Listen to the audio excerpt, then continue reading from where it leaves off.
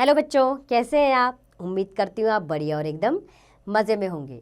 बच्चों, आज हम पढ़ेंगे विराम चिन्ह यानी पंक्चुएशन। बच्चों, विराम का अर्थ है रुकना, यानी बोलते समय हम अपनी बात को ठीक तरह से कहने या समझाने के लिए बार बार रुकते हैं, इसे विराम कहते हैं। इसी तरह लिखते समय विराम को दिखाने के लिए कुछ चिन्हों का प्रयोग करते हैं, उन्हें हम विराम चिन्ह कहते हैं, यानी उन्हें विराम चिन्ह कहा जाता है।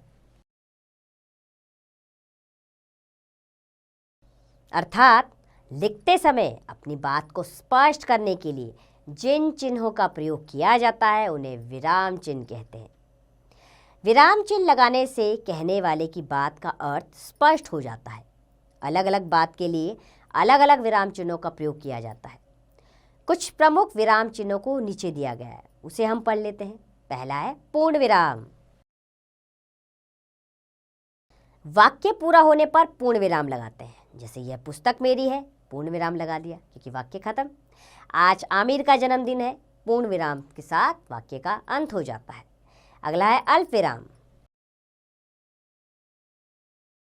बोलते या पढ़ाते समय जहाँ थोड़ी देर के लिए रुकते हैं वहाँ अल्प विराम लगाते हैं, जैसे पूजा, प्रिया और सीमा पार्क में खेल रही हैं। पूजा और प्रिया के बीच में अल्प विराम आया।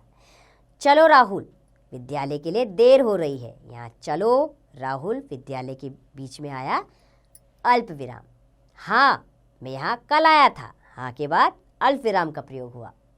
अगला है प्रश्नवाचक चिन्ह, नाम से प्रतीत हो रहा है। इस चिन्ह का प्रयोग प्रश्न पूछने के लिए किया जाता है। इस चिन्ह को वाक्य के अंत में लगाया जाता है, जैसे तुम्हारा क्या नाम है। इसमें प्रश्न पूछा गया है तो पूर्ण विराम की जगह प्रश्नवाचक चिन्ह आएगा।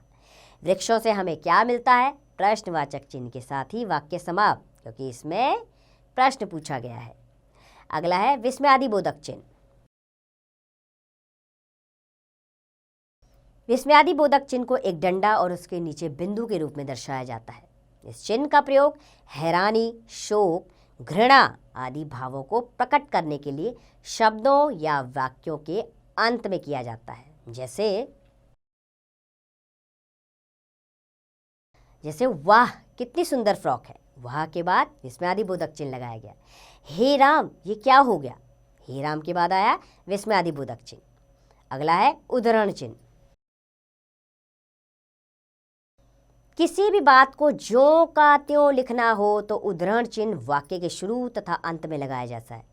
जैसे किसी फेमस पर्सनैलिटी की बात को वैसा का वैसा ही लिखना हो, जैसे तिलक जी ने कहा स्वतंत्रता मेरा जन्मसिद्ध अधिकार है। उन्होंने क्या कहा, इस वाक्य के शुरू और अंत में उद्धरण चिन्ह लगाया जाता है।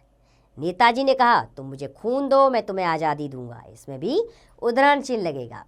अगला है योजक चिन्ह। योजक का अर्थ है जोड़ने वाला। इसका प्रयोग जोड़ने के लिए होता है, जैसे रात दिन, इनके बीच में उद्धरण चिन्ह आया।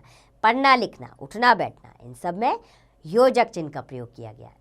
तो उम्मीद करती हूँ बच्चों आप विराम चिन्हों को अच्छे से समझ गए होंगे। अब आप भी विराम चिन्ह और उसके भेदों को समझने का और लिखने का प्रयास कीजिए और इसका अभ्यास कार्य स्वयं कीजिए।